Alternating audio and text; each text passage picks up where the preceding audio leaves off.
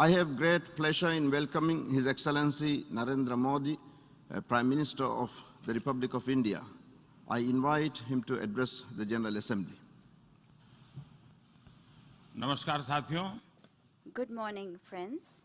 His Excellency Abdulla Shahid जी, His Excellency Mr. Abdullah आपको Shahid. अध्यक्ष पद संभालने की First of all, I would like to हार्दिक बधाई. warmly congratulate you on आपका अध्यक्ष assuming बनना the office of President of the सभी UNGA. विकासशील देशों Your becoming president और is a विशेषकर matter of pride for all developing small countries island developing and states के in लिए particular for small island गौरव की developing बात है. states.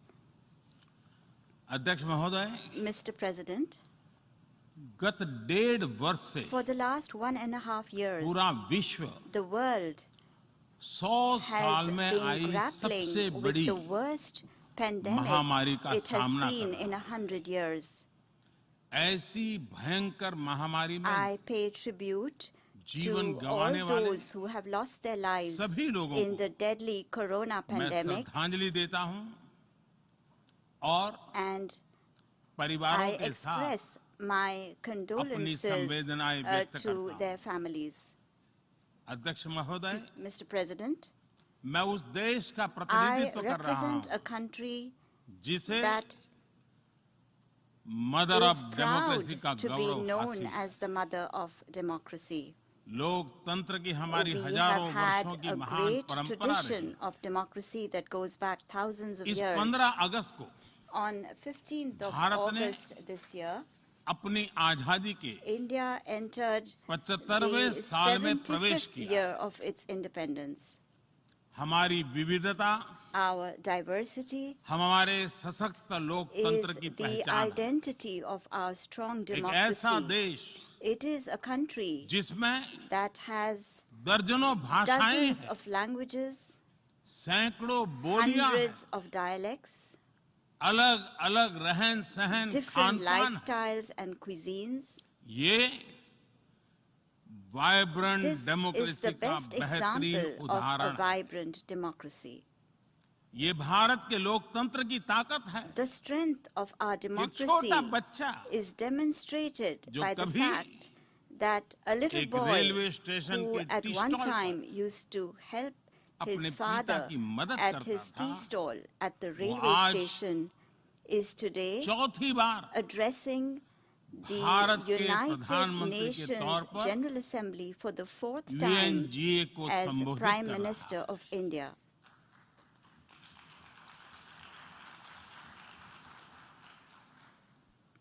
सबसे लंबे समय तक I will soon Gujarat have का spent 20 मुख्यमंत्री years serving और my फिर countrymen as पिछले head of 7 साल government. से First as the Bharat longest के serving प्रधानमंत्री Chief के Minister तौर of पर मुझे Gujarat and then Head of as Government Prime की Minister भूमिका में for the last 7 years. देशवासियों की सेवा करते हुए 20 साल हो रहे हैं.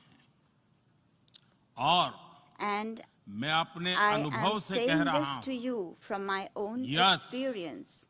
Yes, democracy can deliver. democracy can deliver. Yes, Yes, democracy has democracy deliver. has delivered.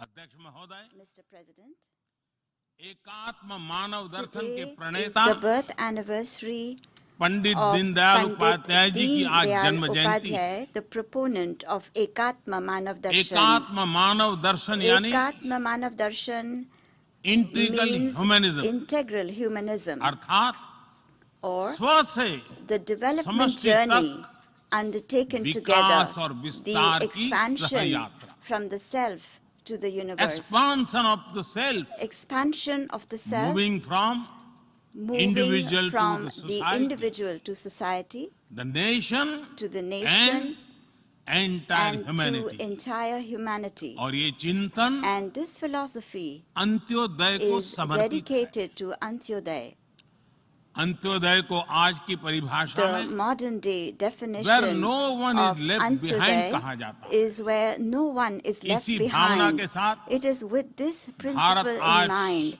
that India integrated, today is moving equitable forward on the path of development की राह पर आगे integrated, बढ़ रहा है. equitable development. Vikas Our priority is सर्वसमावेशी हो, that development should be all-inclusive, सर्वस्पर्शी हो, all-pervasive, सर्वव्यापी हो, universal, सर्वपोषक and हो। one that nurtures all. यही हमारी प्राथमिकता है। बीते 7 वर्षों में During the last 7 years, Bharat में India has 43 brought crore over से ज्यादा लोगों को 430 million people बैंकिंग who व्यवस्था were से जोड़ा previously गया है, unbanked into जो the अब banking तक system. इससे वंचित थे। आज Today, 36 over करोड़ से अधिक ऐसे लोगों को भी 360 million people बीमा सुरक्षा who कवच मिला है, earlier could not पहले even imagine इस बारे में this सोच was भी नहीं possible, now have insurance coverage 50 as crore से security. ज्यादा लोगों को By giving over 500 मुफ्त इलाज million की people सुविधा देकर the facility of free Bharat ने treatment in hospitals, उन्हें quality India health has service से given them जोड़ा। access to quality health Bharat ने services. 3 करोड़ By पक्के घर building बनाकर 30 million बेघर, proper homes, यानी India has made होमलेस परिवारों को homeless families होम ओनर्स बनाया। homeowners. अध्यक्ष महोदय, Mr. President, प्रदूषित पानी polluted water भारत ही नहीं is a very big पूरे problem, विश्व not just for और India, खासकर but for the entire गरीब और world, and in विकासशील देशों particular की for poor and बहुत developing बड़ी countries. समस्या है। भारत में इस चुनौती से निपटने के लिए In order to address this हम challenge 17 in करोड़ से India, अधिक घरों we तक are carrying out a very big pipe से campaign to ensure साफ that पानी piped पहुंचाने clean का बहुत water बड़ा अभियान reaches चला रहे हैं। over 170 million विश्व homes. की बड़ी-बड़ी संस्थाओं ने Reputed institutions of the ये world माना है have कि said किसी भी देश के विकास के लिए वहां के नागरिकों के पास जमीन और घर के प्रॉपर्टी राइट्स यानी ओनरशिप का रिकॉर्ड होना बहुत जरूरी है। दुनिया के बड़े-बड़े देशों में बड़ी संख्या में ऐसे लोग हैं जिनके पास जमीनों और घरों के प्रॉपर्टी राइट्स नहीं है। आज हम भारत के 6 लाख से अधिक गांवों में ड्रोन से मैपिंग कराकर करोड़ों लोगों को उनके घर और जमीन का डिजिटल रिकॉर्ड देने में जुटे हैं। ये डिजिटल रिकॉर्ड प्रॉपर्टी पर विवाद कम करने के साथ ही access to credit, bank loan तक लोगों की पहुंच बढ़ा रहा है। अध्यक्ष महोदय, आज विश्व का हर 6ठा व्यक्ति भारतीय है। जब भारतीयों की प्रगति होती है तो विश्व के विकास को भी गति मिलती है। When India grows, the world grows. When India reforms, the world transforms. Bharat में हो रहे साइंस और टेक्नोलॉजी आधारित इनोवेशंस विश्व की बहुत मदद कर सकते हैं। हमारे टेक सॉल्यूशंस का स्केल और उनकी कम लागत दोनों अतुलनीय है।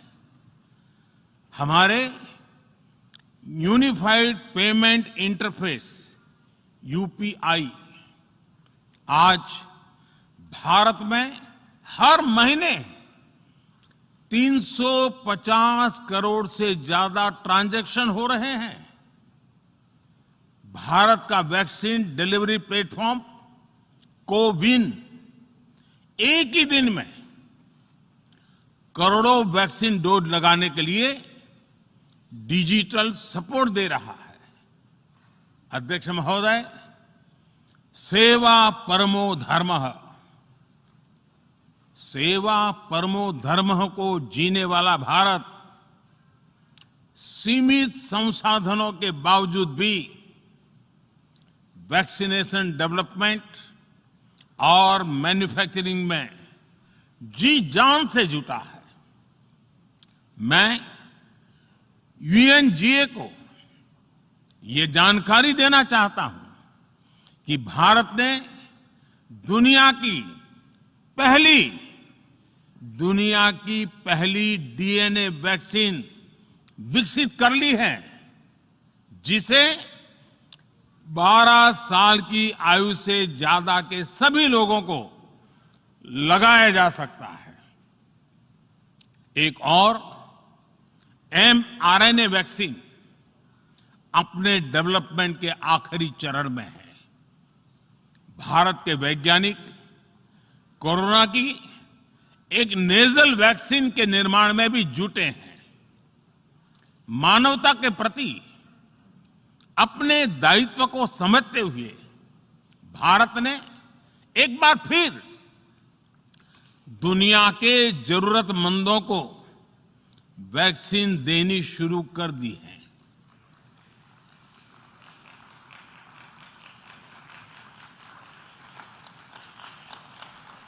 मैं आज दुनिया भर के वैक्सीन मैन्युफैक्चरर्स को भी आमंत्रित करता हूं, कम मेक वैक्सीन इन इंडिया। अध्यक्ष महोदय, आज हम सब जानते हैं कि मानव जीवन में टेक्नोलॉजी का कितना महत्व है, लेकिन बदलते हुए विश्व में टेक्नोलॉजी विथ डेमोक्रेटिक वैल्यूज, ये सुनिश्चित करना भी आवश्यक है। भारतीय मूल के डॉक्टर्स, इनोवेटर्स, इंजीनियर्स, मैनेजर्स किसी भी देश में रहें, हमारे लोकतांत्रिक मूल्य उन्हें मानवता की सेवा में जुटे रहने की प्रेरणा देते रहते हैं। और ये हमने इस कोरोना काल में भी देखा है। अध्यक्ष महोदय, कोरोना महामारी ने विश्व को यह भी सबक दिया है कि वैश्विक अर्थव्यवस्था को अब और अधिक डाइवर्सिफाई किया जाए। इसके लिए ग्लोबल वैल्यू चेन्स का विस्तार आवश्यक है। हमारा आत्मनिर्भर भारत अभियान इसी भावना से प्रेरित है। ग्लोबल इंडस्ट्रियल डाइवर्सिफिकेशन के लिए भारत विश्व का एक लोकतांत्रिक और भरोसेमंद पार्टनर बन रहा है। और इस अभियान में भारत ने इकोनॉमी और इकोलॉजी दोनों में बेहतर संतुलन स्थापित किया है। बड़े और विकसित देशों की तुलना में क्लाइमेट एक्शन को लेकर भारत के प्रयासों को देखकर आप सभी को निश्चित ही गर्व होगा। आज भारत बहुत तेजी के साथ 450 गीगावाट रिन्यूएबल एनर्जी के लक्ष्य की तरफ बढ़ रहा है। हम भारत को दुनिया का सबसे बड़ा ग्रीन हाइड्रोजन हब बनाने के अभियान में भी जुट गए हैं।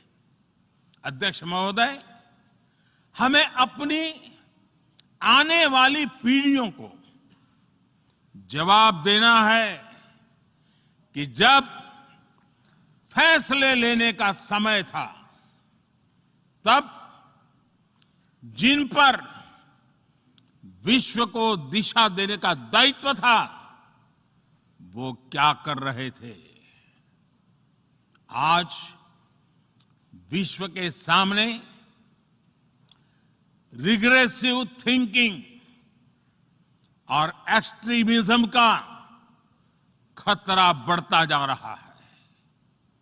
इन परिस्थितियों में पूरे विश्व को साइंस बेस्ड, रेशनल और प्रोग्रेसिव थिंकिंग को विकास का आधार बनाना ही होगा। साइंस बेस्ड अप्रोच को मजबूत करने के लिए भारत एक्सपीरियंस बेस्ड लर्निंग को बढ़ावा दे रहा है। हमारे यहां स्कूलों में हजारों अटल टिंकरिंग लैब्स खोली गई हैं, इंक्यूबेटर्स बने हैं और एक मजबूत स्टार्टअप इकोसिस्टम विकसित हुआ है। अपनी आजादी के 75 वर्ष के उपलक्ष्य में जब हम आजादी का अमृत महोत्सव मना रहे हैं, भारत 75 ऐसे सैटेलाइट्स को अंतरिक्ष में भेजने वाला है जो भारतीय विद्यार्थी स्कूल कॉलेजों में बना रहे हैं।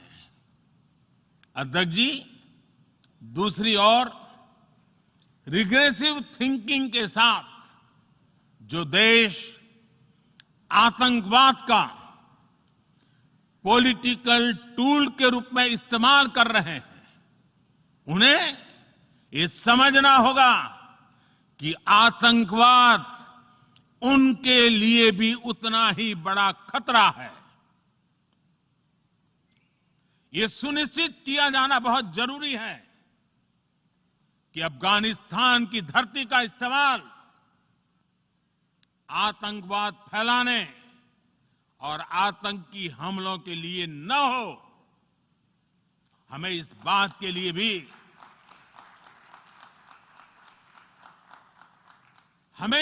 के लिए भी सतर्क रहना होगा कि वहां की नाजुक स्थितियों का कोई देश अपने स्वार्थ के लिए एक टूल की तरह इस्तेमाल करने की कोशिश न करें। इस समय अफगानिस्तान की जनता को,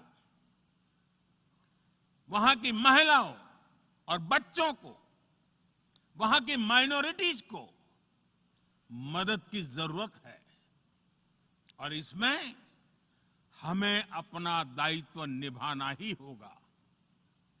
अध्यक्ष महोदय, हमारे समंदर भी हमारी साझी विरासत है, इसलिए हमें ये ध्यान रखना होगा कि ओशन रिसोर्सेज को हम यूज करें, एब्यूज नहीं। हमारे समंदर अंतर्राष्ट्रीय व्यापार की लाइफलाइन भी है। इन्हें हमें एक्सपांशन और एक्सक्लूजन की दौड़ से बचाकर रखना होगा।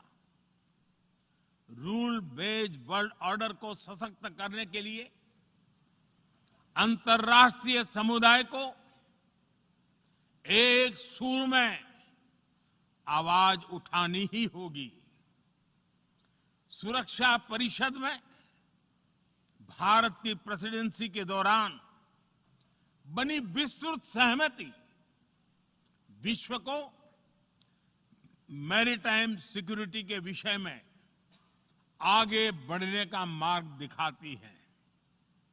अध्यक्ष महोदय, भारत के महान कूटनीतिज्ञ आचार्य चाणक्य ने सदियों पहले कहा था, कालातिक्रमणात् काल एव फलम पिबति। जब सही समय पर सही कार्य नहीं किया जाता तो समय ही उस कार्य की सफलता को समाप्त कर देता है। संयुक्त राष्ट्र को खुद को प्रासंगिक बनाए रखना है तो उसे अपनी इफेक्टिवनेस को सुधारना होगा, रिलायबिलिटी को बढ़ाना होगा। यूएन पर आज कई तरह के सवाल खड़े हो रहे हैं। इन सवाल को हमने क्लाइमेट क्राइसिस में देखा है, कोविड के दौरान देखा है, दुनिया के कई हिस्सों में चल रही प्रॉक्सी वॉर, आतंकवाद और अभी अफगानिस्तान के संकट ने इन सवालों को और गहरा कर दिया है। कोविड के ओरिजिन के संदर्भ में और ease of doing business ranking को लेकर वैश्विक गवर्नेंस से जुड़ी संस्थाओं ने दशकों के परिश्रम से बनी अपनी विश्वसनीयता को नुकसान पहुंचाया है। ये आवश्यक है कि हम यूएन को ग्लोबल ऑर्डर, ग्लोबल लॉज और ग्लोबल वैल्यूज के संरक्षण के लिए निरंतर सुदृढ़ करें। मैं नोबेल पुरस्कार विजेता गुरुदेव रविंद्रनाथ टैगोर जी के शब्दों के साथ अपनी बात समाप्त कर रहा हूं। शुभो कर्मोपोथे, शुभो कर्मोपोथे, धोरो निर्भयोगान, सौब दुर्बल सौन्योष होक अवसान। अर्थात अपने शुभ कर्म पथ पर निर्भीक होकर आगे बढ़ो, सभी दुर्बलताएं और शंकाएं समाप्त हो। ये संदेश आज के संदर्भ में संयुक्त राष्ट्र के लिए जितना प्रासंगिक है, उतना ही हर जिम्मेदार देश के लिए भी उतना ही प्रासंगिक है। मुझे विश्वास है हम सबका प्रयास विश्व में शांति और सौहार्द बढ़ाएगा, विश्व को स्वस्थ, सुरक्षित और समृद्ध बनाएगा। इन्हीं शुभकामनाओं के साथ बहुत बहुत धन्यवाद। नमस्कार।